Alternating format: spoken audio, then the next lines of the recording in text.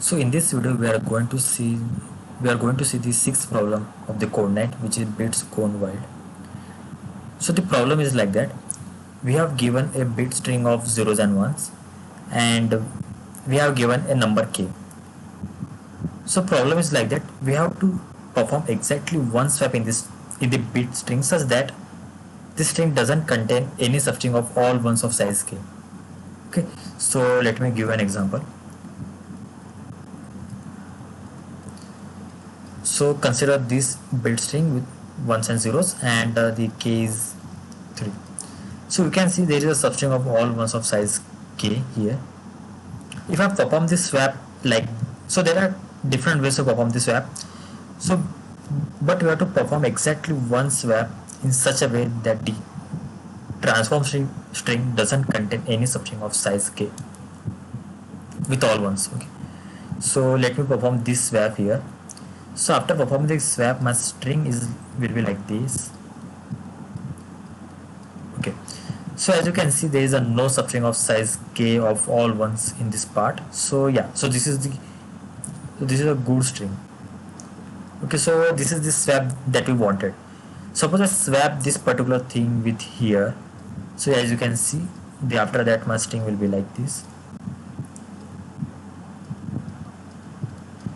It is not good because there is a substring of size k with all ones, right? So this is bad. Okay, so we want this kind of swap here. Okay, so that the transform string doesn't contain any substring of all ones of size k. So there are different scenarios that we have to handle to solve this problem. So we are going to see one by one all these scenarios. So let's start with simple ones first. The first scenario is like that: if the string is of all ones, like the string contains all bits as one. Okay,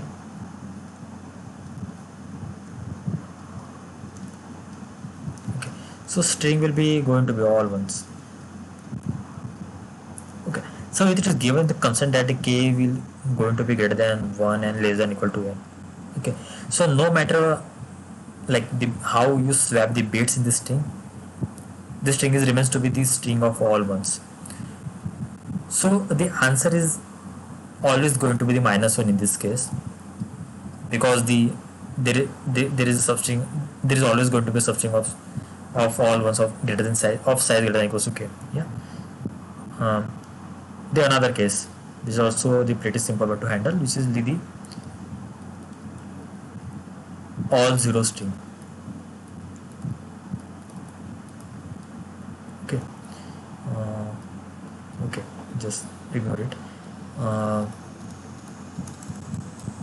In this way. So because the constant is like that, the k is going to be greater than 1 and less than equal to n. So this string doesn't contain any one substring, like this substring with all ones here. So in that case, the no matter how you like which bit you swap, the string is still remain to be the string of all zeros. So in that case, you can print any two position here. So I just prefer 1 and 2 because it is always going to be exist in this given string. So just swap these two bits 0 zeros, then it's still the same string. Okay, it's still going to be the same string. So there is no substring of all ones with size equals to k. Third case. So let's try little trickier cases now. So in the third case, the k is, suppose k is 1. Okay, so now there are two different scenarios. Let's see first one. Suppose the string contains at least one 1. Okay, so that means there is at least one bit of 1. So no matter how you swap the position, you can't able to delete particular bit. Okay, particular one. So there is always going to be at least one bit of 1. Okay, so in that case the answer is always going to be the -1. Okay, and second is there is no one bit in the string, so that means it is the all zeros. Okay, so this particular case we already handled here. Okay, this both are the same cases. Now let's see the other cases, like what if the k is greater than 1. Okay, so before moving here, let's try to find some observation first. So any bit string of ones and zeros, we can break it down to the continuous continuous chains of equal bits. So let's call it as a fragments. Okay, so here we can break it down into the ones, then zeros, then ones, zeros, ones, and zeros, right? So let term it as fragments. So these are the particular fragment. So this is a particular fragment of zeros, fragment of bits of zeros. um, so so we call it as a fragment invalid if it is consist of all ones and has size greater than equals to k. Okay, and let call it as count as the number of invalid fragments. Okay, so let us call it a number of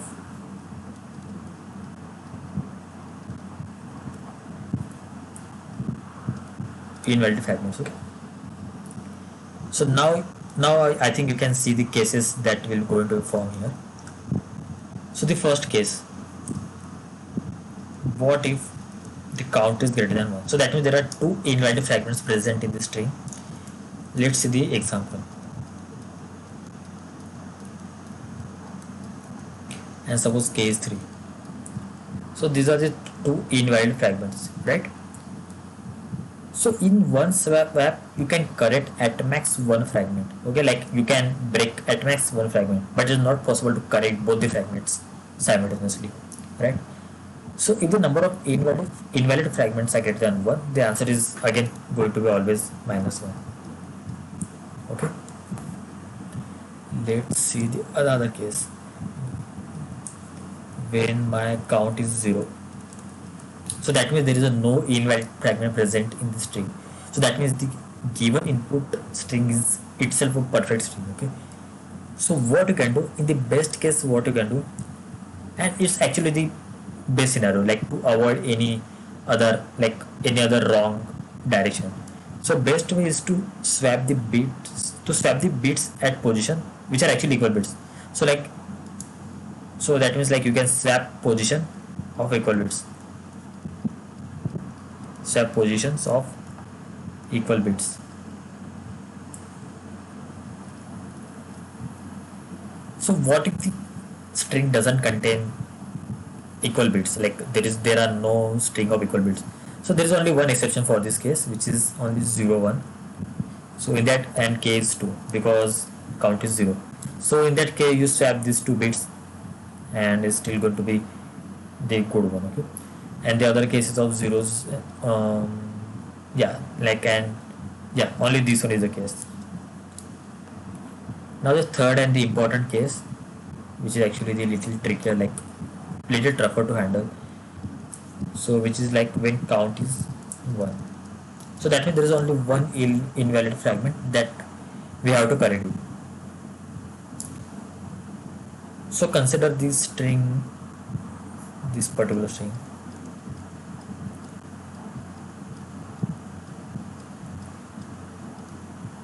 Okay, and k is 4. So the invalid fragment here is this one, right? So we have to took one bit from here and replace it with 1 0 from the outside, such that there is a no substring of all ones of size k. So as you can see, uh, so we have to pick one bit 1 from this particular string, right? And replace it with at 0 from the outside part. So for the easier part, we are only going to consider zeros outside this part, like we are not going to consider these two zeros. Okay, for the simplicity. Okay, for the simplicity purpose, we are going to ignore these two zeros and we are going to consider only these zeros here. Okay, So before going forward, there is one condition that you might forget, and it is like the edge case. So consider this particular string and k equals to 3. So as you can see, this is the invalid fragment and it is of size 6. If you see, it is like it is greater than 2k. Okay. So if you replace one bit from here to 0 with some other bit, there is always going to be a substring of all ones of size k. Observe that, like suppose I replace this particular one with 0, there is still a substring of size k which is 3 in this part, right? If I replace this part with 0, then again there is a substring of size k with all ones. So if the fragment, that the invalid fragment has size greater than equals to 2k, then answer is always going to be the -1. So this is one edge case that many people have missed actually in the contest. So like if it is size greater than 2k, then answer is always going to be the -1. And now we are only remaining with one case, which is when fragment has size less than 2k.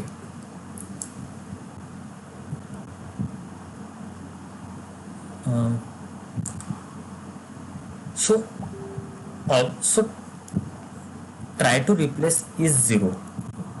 So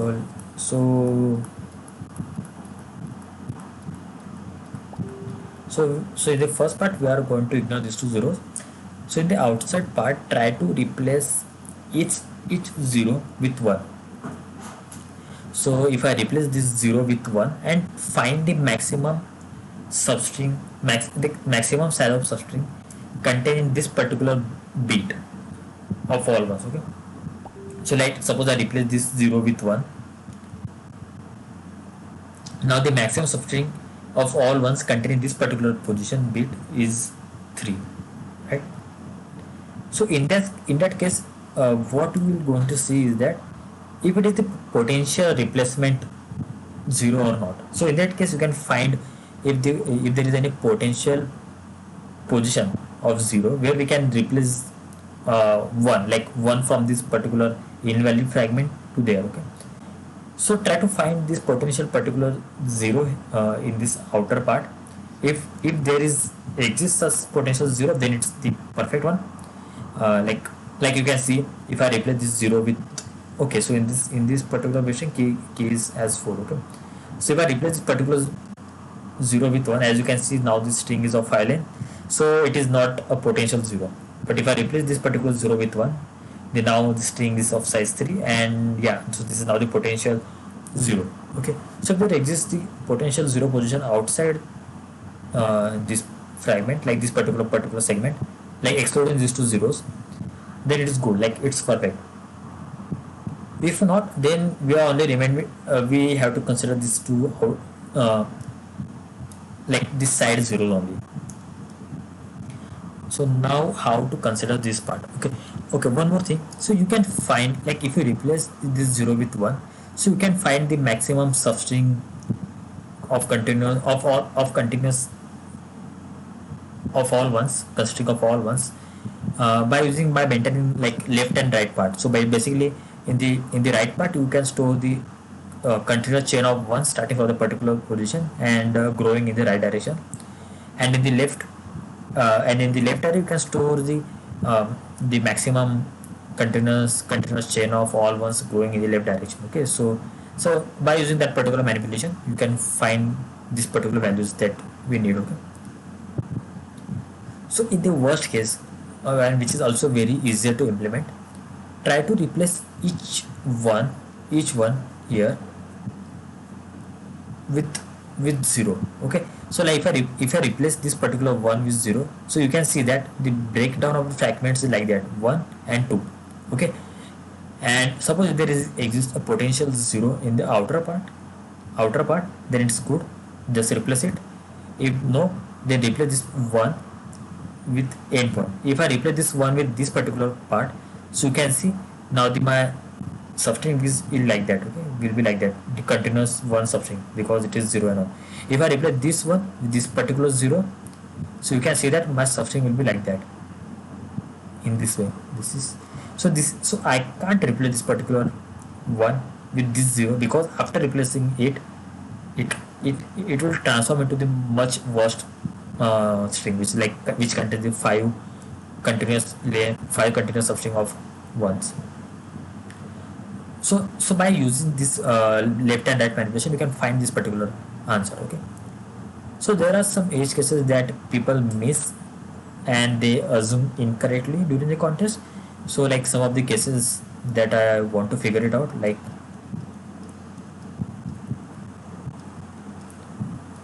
okay, so consider this case and that case, k is 4. So as you can see, this is the invalid part. So many people thought that it is always better to replace the middle one, like the middle bit. Okay, so you can see the middle bit is here. Okay, and if I replace this middle bit with this particular 0, my string will be like this. Okay, so actually k is 5 here, I think. I okay, so yeah, so if I replace this middle bit with 0, so now it contains k5. Okay, so it is actually not good. But if I replace this side 1, okay, side 1 with this particular 0, so you can see that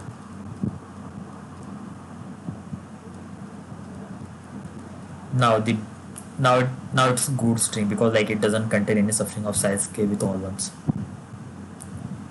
So this is the thing, that's why I said like avoid any kind of wrong assumption, like wrong answer. So it's better to replace, it's better to try each one. Okay, like try to consider each position in the invalid substring as a potential swap position. Okay, and try to figure it out whether this potential swap position actually the correct one or not. Okay, so like consider each one, like if I consider this one, try to figure out what are the fragments it's going to break. So this is 1 and this is the 5 one, but if I replace this one with 0, now it will going to make this many of the long, which is actually of the size 7. Okay, so this is not a potential one. Now consider this one. Okay, so consider each one as a potential candidate for this swap and try to perform the swap. Okay, so only this many conditions that you have to handle actually. So there is also one mistake that we have found that people did. So people uh, actually did go in this right direction, but I can't able to separate the cases, like they couldn't able to separate the cases from each other. So if you see this particular logic, so in your implementation it might be possible that for k equal to 1 case, so there is some problem in your implementation. Okay, so it is always better to make it separate. Okay, so that's why in the starting of the like the cases I consider this case separately, because like it is important to avoid any unnecessary mistakes. Okay, so these are the different cases that you have to handle in the problem. And yeah, so if you haven't implemented it, so please try this problem. This is actually very good implementation practice and the cases handling problem practice, and it will be going to be really interesting. Like when you code it, like, you will going to see like how it is actually how like solving the problem. So please try this problem if you haven't. And yeah, so thank you, best of luck, thank you.